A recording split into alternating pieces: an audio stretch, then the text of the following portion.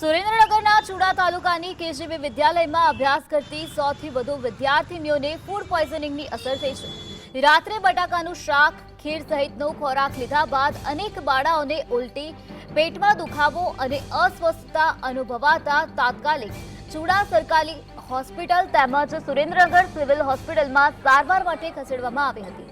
આ ઘટનાની જાણ થતાં આરોગ્ય વિભાગની ટીમો દોડી ગઈ અને ખોરાકના નમૂનાઓ તપાસ માટે લેવામાં આવ્યા। હોસ્પિટલમાં વાલીઓ પણ મોટી સંખ્યામાં પહોંચ્યા છે। આ ઘટનાના કારણ અંગે આરોગ્ય વિભાગે તપાસ શરૂ કરી છે।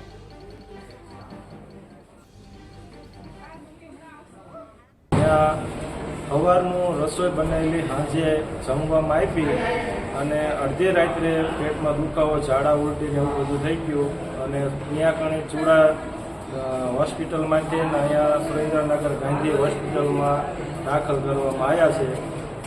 અત્યારે એમની તબિયત કેવી? અત્યારે એમની તબિયત બહુ ખરાબ છે, ઉલટી ઝાડા એવું હજી ચાલુ છે।